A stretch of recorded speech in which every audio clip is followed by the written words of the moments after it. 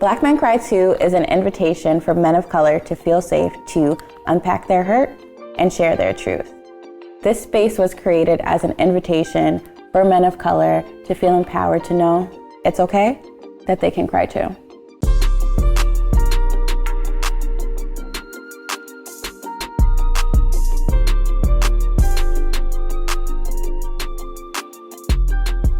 Yo, during the winter, there's another pandemic coming. You might be spending a whole lot of time inside with your balls in your hands, on your lap.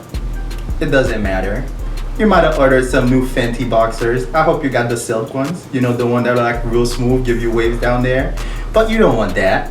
It gets hot, it gets sweaty. You should get yourself a lawnmower 3.0. I got myself one of them Johns. Listen, baby smooth. It's like I slide my things in and out. If you use the lawnmower 3.0 and you use code BlackMenCryToo, TOO, you get 20% off your purchase. Don't say I didn't tell you nothing. On this episode of Black Men Cry Too, I'm still sitting here in Boston, and I have the pleasure to interview Mr. Kenny today. Thank you for sitting down with me. Of course, my pleasure. Let's kick it off. Give you a little bit of that Beantown hospitality. Oh, it didn't even sound good. Tastes like clam chowder. Oh, so not a great reference put together, but besides all that. So to kick it off, tell us a little bit more about Afropolition and what that is and what it means to you.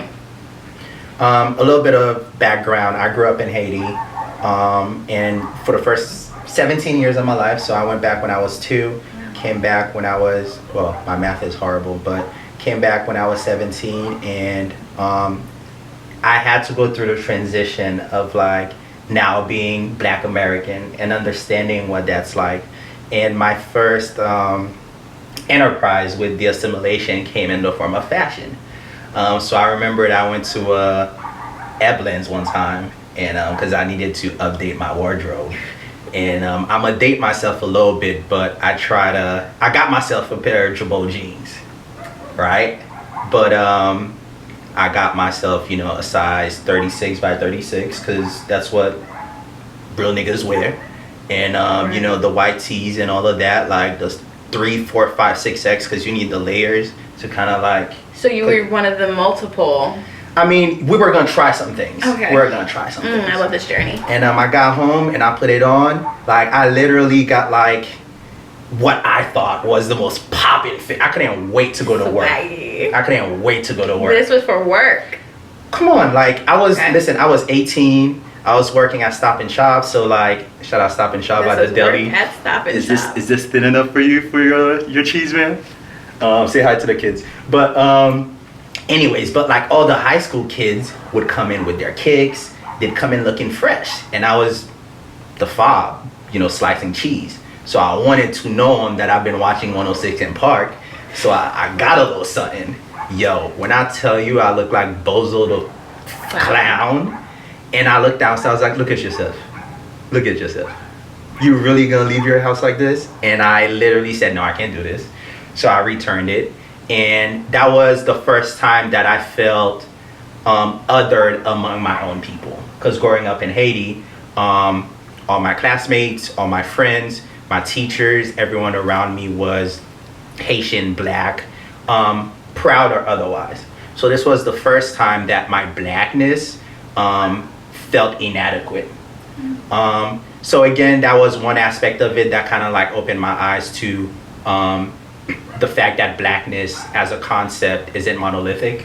And again, I've had the privilege of traveling and going through to other countries and other, you know, I haven't been to Africa yet. That's one of like my life missions, but like I've seen how Black people across the pond in Europe and South America and the Caribbean, outside of just like the fact that our melanin is something that like keeps us together, found and create joy and safety in ways that, one, we were not designed on this current iteration of our system for us to flourish in that way, right? We've had like ancestors taken from the west coast of Africa, and then they sprinkled us like, you know, everywhere to kind of like make sure that we didn't have that sense of pride.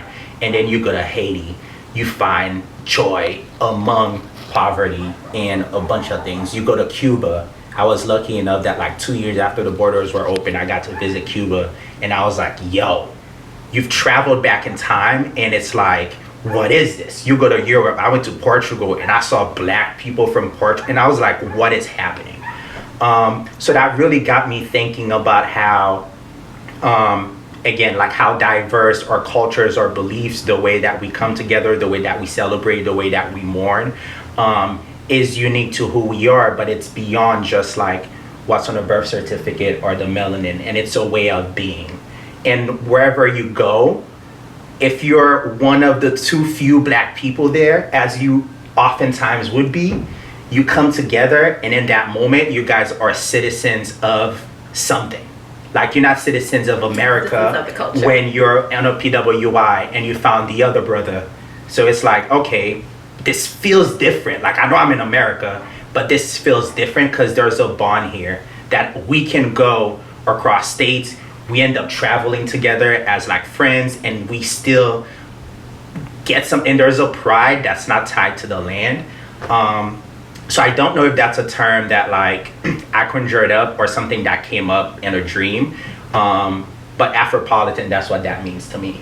And through NYA Boston, in a partnership with the Boston Red Sox, we hosted a series of events and festivals at Fenway Park called Afropolition, that is a celebration of what happens when black people come together and want to celebrate resilience, but also joy through music specifically in the form of a festival. But to answer your question, that's what Afropolitan means to me. You speak with a lot of confidence. When can you recall when you sort of developed self-confidence? And especially for black men, like basically society tries to rip that away from you. Mm-hmm. So can you recall when your self-confidence kicked in and why it's so important for you to lead with self-confidence as a black man?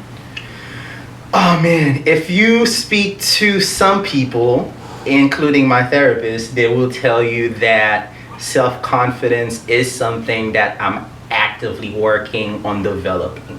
Me too. And I also reckon when there was a time where I identified as being shy. And a lot of times what I thought of myself, the conversations that I would want to have with people that I couldn't like breach that threshold of courage or whatever it is, I would have with myself in a way that is entertaining and kind of fun, but also creative. And then I would read, and then that would impact kind of like how I view things. And then I realized that when someone told me that, like, and I was thinking about public speaking, and I remember that I went to a public speaking course in college specifically, and I was like, I understand, I know that I have the fear of public speaking. And there was an exercise that the instructor did where he was like, come in front of the class.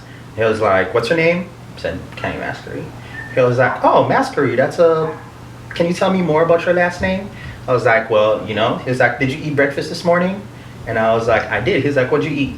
And I was like, I had cereal, He goes, how was that having that conversation? I was like, well, it's cool. He goes, how long do you think we spoke for? I said, I don't know. He's like, well, I was timing us. That was 10 minutes. So you just gave a 10-minute presentation about yourself in a way that, one, you were comfortable because you knew the subject, you knew the topic. And you can tell me, you just told me 10 minutes about yourself. Do you think you have another 45 minutes that you could give me about yourself? And I was like, yeah. I was like, okay, so your fear isn't of public speaking. Your fear is of saying things that you don't know whether or not you're right. You don't know whether or not someone is gonna receive that and clown you. Judge you. And your fear of maybe being embarrassed in case you are wrong. And how do you deal with being wrong? And I'm like, okay, so I'm putting myself through that process internally already. And the impact in a way is the same. And you just demonstrated to me in front of like my 40 classmates that I can do it. So I think, I'm not sure, like I'm sure there are a number of other experiences and like, like I said, trying different things and then seeing the reaction and being more comfortable and saying, okay, no, you look stupid when you do that. So why would you continue doing that? So I was like, okay, so it seems as if you talk about what you know, the odds of you being nervous or running out of material are reduced. So just talk about what you know.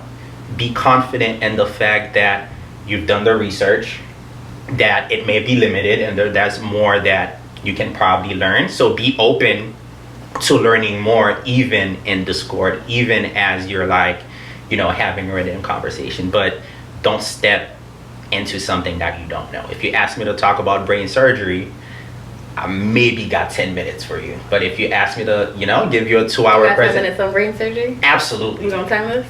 You got time? Oh, okay. Bring some liquor, because I'm a better surgeon when I'm drunk. But so that was a moment. Those were two kind of like things that made me go, one, don't do it to yourself. Like, at least owe yourself that much. And two, don't put yourself in positions where you have to defend things that you had no business putting out there in the first place.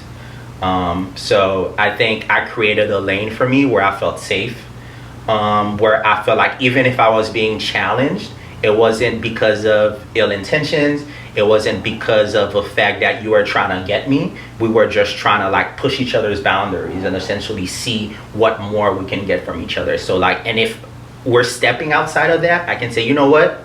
We're going somewhere that I don't think I can navigate this conversation. So like, let me get back to you on this one. Or if you have specific questions you want me to refer back to, give me some time to like properly, do some research, and I'll get back to you. So I think that those are the two things that have really developed my perceived self-confidence. But again, every 2 weeks, me and my therapist talk about, imposter syndrome and other things that still arise that I'm still mindful of the work that still needs to be done. I love that you brought up the term imposter syndrome. That's something that I've recently been speaking about with my therapist as well. But one thing that I mentioned to her that I'm curious to hear your viewpoint on is, I don't have imposter syndrome when it comes to corporate America. Mm-hmm. I got my master's, so I deserve and earned the seat at the table. What I have imposter syndrome with is my pay rate. I want my pay to be a little bit higher. But as a creative, I tend to have imposter syndrome. Do you feel like your imposter syndrome only comes when it comes to your corporate job, or does it relate to you as an individual creative, or does it go to both? One thing that, I'm not a psychologist, so I'm not going to like try to dissuade how your imposter syndrome arises in that situation. But I think the fact that as a Black woman with the qualifications and your rate not being adequate to what you deserve is not imposter syndrome. They designed it for you to think that way. So especially when I got the qualifications, so my imposter syndrome is not manifesting itself in my ability to deliver, but it's in what I get in return. That's not imposter syndrome. That's like somebody needs to get their ass kicked respectfully. But we'll get there. I don't want to act like I know how to fix your life, because obviously with me, I think it's both, in the sense that I have no problem applying for a job that requires something that I can't give you a piece of paper for. Because if you put me in the room, my experiences, and you allow me to share my experiences and my hopes of what I choose to develop through this partnership or in this role or in this relationship, then you will want to give me a chance, right? So I always go on bet on yourself and make sure that as much as you can go without the piece of paper. Of course, there are certain avenues that you can't easily walk through those doors, like a lawyer, right? But be mindful of the fact that those opportunities exist, and the fact that if you believe in the fact that in yourself, you've done the work, you trust the process, your values are what are driving this endeavor, you can move in that area feeling comfortable. And I have that. Whereas creatively, I have more imposter syndrome in the fact that I think I'm a late bloomer in how I choose to express my creativity. Half of it stems from the fact that growing up, but like out of school time activities and hobbies and exploration type of stuff were not things that my family encouraged. So all of this was like bottled up energy and creativity that I never thought that I had the right to express.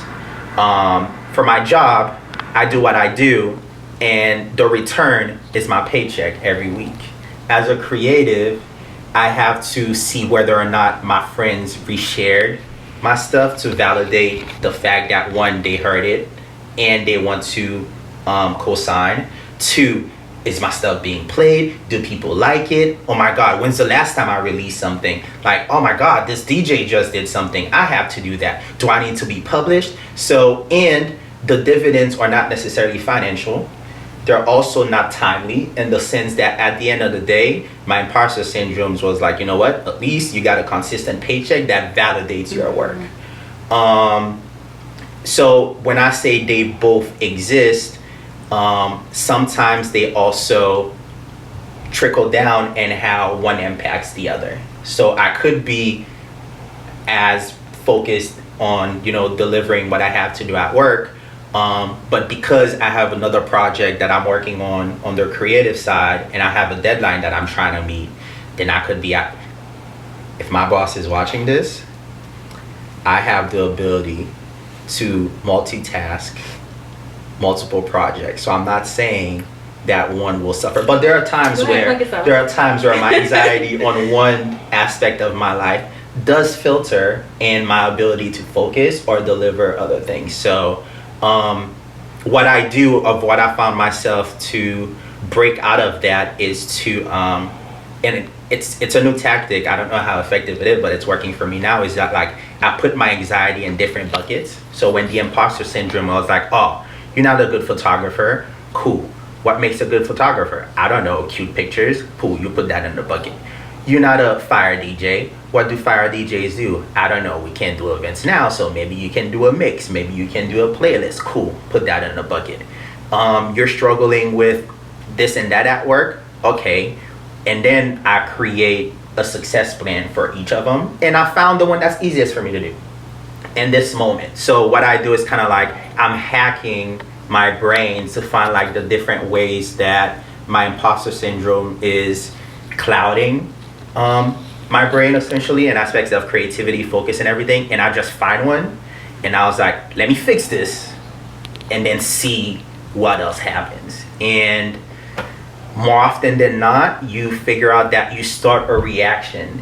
And one of my favorite quotes is that everything you touch changes, everything you change changes you, and that change is the only thing worth pursuing. In a sense, that change is God, right? So when I'm doing the change in myself, I know that I'm doing the work of God and figuring out what I'm trying to do.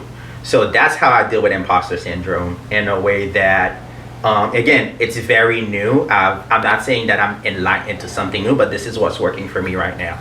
And yeah. So that was a very creative way to deal with imposter syndrome, and I hope people watching this adapt that as well. Is that something you came up with on your own, or did you work with your therapist through that?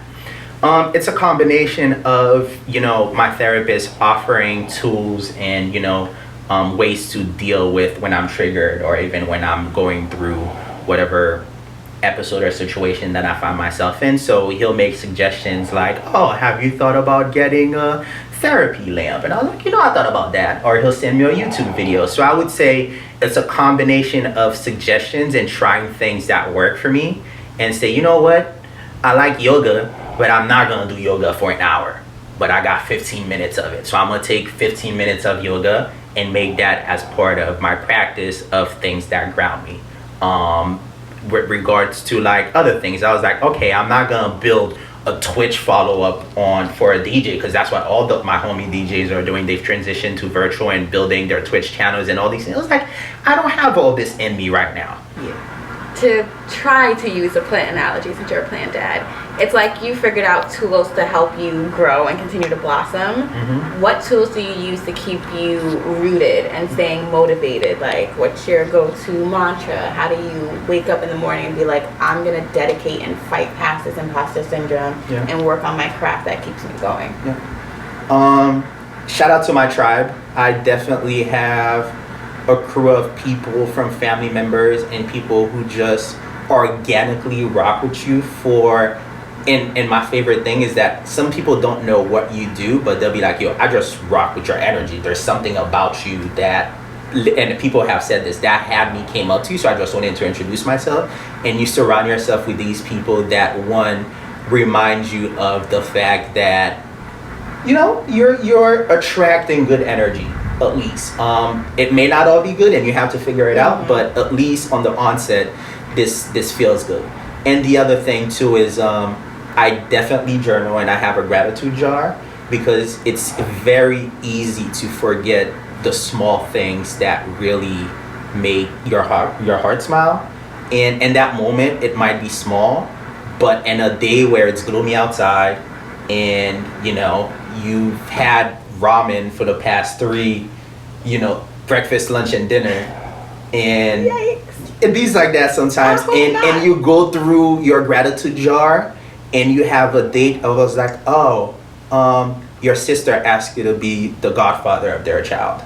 And in that moment, that just means something completely different. And then when you talk about energy, it was like, bruh, you have a godson that maybe you haven't spoken to in a while, or that you want to like develop a bond with. So it just does something, again, that hacks into your system, that triggers a reaction that makes you want to do something for yourself. So that's how I ground myself.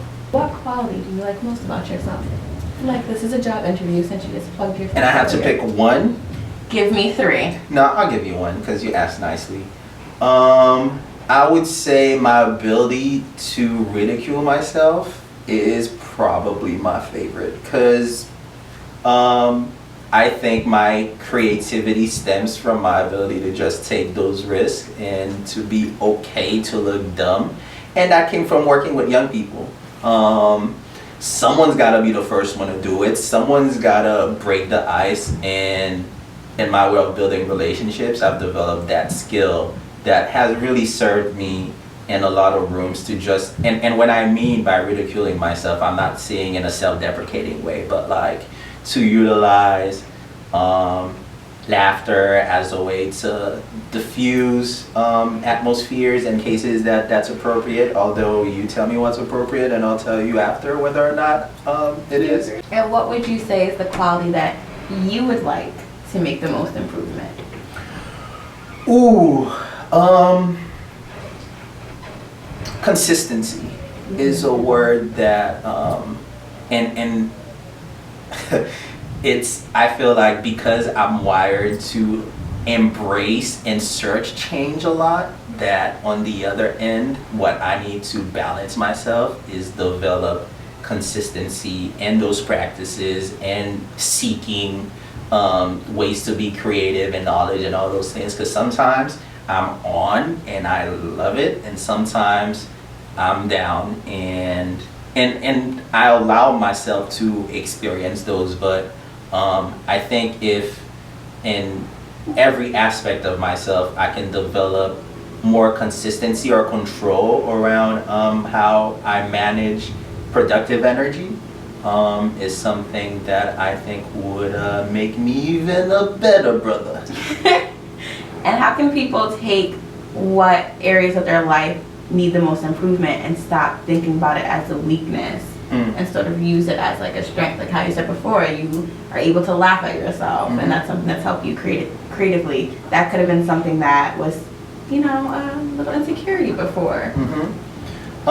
If you look for insecurities, you're always gonna find one, right? But at the same time, you are a continuous masterpiece that you're constantly engaging with. And again, it goes back to when I was saying, like, when you touch something, it changes, but it also changes you. So even there are times where you're very proficient or confident in one aspect of your life, and through time, or because of evolution, or because you step away from that practice, or your relationship with the subject matter, then it allows for insecurities and other things to creep up. So yeah, when I think about like the consistency and what's important for me, wait, am I saying something the right question about what I need?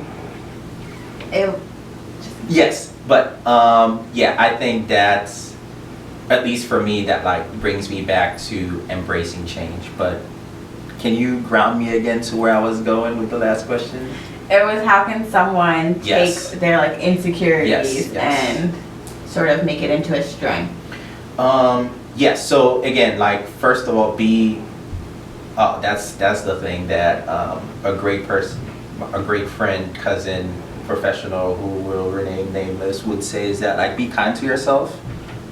Even if you have an insecurity, it's okay, but it's not something that hinders you from being your best self. So understand the impact that what you want to develop and how it makes you a better citizen, a better brother, a better friend, a better spiritual practitioner, or whatever it is. Like, explore that weakness, not just from one particular angle where you're deficient, because that could also be your strength in another aspect. So really take different perspectives and like think of it as like you're conducting surgery, and it's like, you know, I'm gonna take a small piece, and you know what, that's too big of a piece. Yeah, I see. You're keeping up. Damn, I need to add MD to my name. But anyways, yeah, just keep breaking it down. It's kind of like try to understand what that looks like. For instance, if you're inquisitive, or if you're someone who likes to use their hands or anything, but I'll take a mechanic. If something's wrong with the car, they go inside to figure out what it is, and they also look as like, well, do you need this? Now, if I remove this, then this will stop working. But if I don't fix this, this is also impacting all those ways. Can I replace this with another part? I don't know if that's what mechanics do, but if I were a mechanic, that's what I would do. But it's important to like just like hack the thing that you're trying to work on, because it's not a flaw in totality. It's just a flaw in the singular way that you're applying it right now, because that same skill has presented itself as something to be proud of and as a strength. So yeah, but if you really want to turn it around, then break it down into, again, like this is one aspect that I wanted to turn into something else, and then give yourself the resources, the kindness, and the confidence that it will turn into something for you. But I like that analogy. That was very nicely worded. I appreciate that. So as a black man, to flip it back, what is important for you to keep in mind when it comes to your self-esteem? You are perfectly designed to be great, and don't let the circumstances dictate the outcome of your personal journey. Okay, giving us a little heat. I hope everybody's taking those little one-liners. Get it tatted, Mic somewhere, write drops. it down. Make it your password for your email. That's a long ass password, but you know, whatever it is, to keep it in mind, because you are definitely designed to be great. I love that. And what advice do you have for those that are trying to discover like their authentic self, and not even just discover, be comfortable stepping into it? Be your first and biggest fan first. Like if you're trying something and you don't appreciate it, because as a creative, as a human being who seeks connections and finding ways that we can build and relate to each other, if you're not relating and engaging with yourself and what you're trying to put out and put yourself into, you're leaving yourself short of what could be. And it can be intimidating at times. But again, like as a referee, I practice every mechanic in the mirror first before I try it on the field, because I want to make sure before people see me, like, what do I look like? if you're a photographer, you see your pictures first and you're like, oh, I'm gonna pick this one because this seems, based on everything that I have in my standard and my skills currently, like something that is good. So be kind to yourself in how you're trying to do different things, but also like be your biggest fan first. How does tuning into your creative self and putting your work out there help you unlock your authentic self? Oh man, I think I mentioned earlier that you need to be your fan first. So listen to your stuff, rock with it. And then I mentioned having a tribe earlier that also makes you feel good. So you share that with them. So you're tapping into your network, and and you're tapping into resources that you have access to, and hopefully are not finite depending on the relationship that you have with those people. And in that case, they will either validate you in a way that they're saying, nah, this is good, like no suggestions or anything, or they will support you and further in your vision. And that's why you have these people. So and again, that's the other side of being a creative. Like at the end of it, the first step is for yourself. But until you put it out there and you leave it out there for criticism, either positive or negative, or even just like that's one thing you can't control, and that's part of the artistic journey as well, because that feeds you and that inspires you to go back. Because like I promise you, the second mix is gonna be different than the first one. Your second photo shoot is gonna be different than the first one, because you've allowed the universe and the people around you that you trust to do their magic. So because you touched it, you allow other people to touch it, it changes and it comes back to you and you're changed. So I would say don't hesitate to please yourself and those around you, and if you got those two covered, it's gonna be a very fulfilling creative endeavor for you in whatever it is that you're seeking. How do you deal with negative criticism and not use it as a way to shut down? There's a stigma that creatives are sensitive and we don't do well with negative criticism. We are, because we put in the emotions that I felt through of like staying up late trying to figure it out, and you're telling me that it's trash based on whatever it is. Yeah, it's, or that you don't appreciate it, whatever it is. Like, yeah, I can be sensitive about how maybe you don't respect the craft, or you haven't received it in a way. And I understand that too, because like not everybody's gonna appreciate what you do. But Charlemagne says a lot when I listen to his podcast, that you're never as bad as they say you are, but you're also never as good as they say you are. So you need to find a balance between both. So when you put it out there, you know that the criticism is gonna come, and regardless, it's not as bad as they say it is. And the praise too keeps you humble, because it's also not as good as you think it is. Dope. Now, here's the hardest question. Okay, I studied. 3 songs to get you in or out of the mood. Drake, that's the artist. And the song. Oh my God, so many songs. But you know what? You can do all 3, Drake. I'm gonna do one first. Outstanding, the song Outstanding. I want that to be my wedding song. The Gap Band. By the Gap That's Band. gonna be my wedding song. Still need the husband, but song is down. I told you I'm gonna pull some cards for you, and I'll see if we get a king. Or a jack, but. No. King. Okay, cool. Okay. You know which one. What kind of insurance you got? But anyways, they don't cover husbands. But Outstanding by the Gap Band makes me really happy.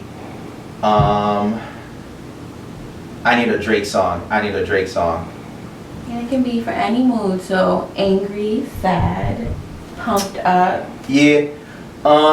pissed off. Drake Over Okay. is very instrumental in my journey, and that brings me back to a time where I felt like I was turning Super Saiyan 2. So I don't know lyrics to songs, but I know the first 10 words of that song really well, so that does something to me. Golden. Living my life like it's golden, living my life like it's golden. I'm not gonna lie, I've ran to that song and been like, this song is amazing. Yup. So I wonder if I can do a mix with all 3 of those songs. If you do, call it a BlackMenCryToo mix. Okay, great. So, T-O-O. T-O-O, yes. Lastly, what words, especially since you work with the youth, would you leave the youth with? What word, young people, if you're hearing this, because you will, this was designed for you to hear and embrace the change. So the word that I would leave them with is change. Embrace it, look for it, trust it, because it's the one thing that you can run away from. Thank you so much for dropping all these bars. I feel like mixtape is coming soon. Thank With you. all the bars you dropped in this episode. Very appreciative. Had to do that as a little mix since you're a DJ. Hope you got that connection. I see you. You Got you deserve there. it. Thanks. Oh, got it. Okay, cool. As always, you can join the conversation and follow us at BlackMenCryToo. That's T-O-O. And you can find us on Instagram as well as YouTube. Thank you for tuning in.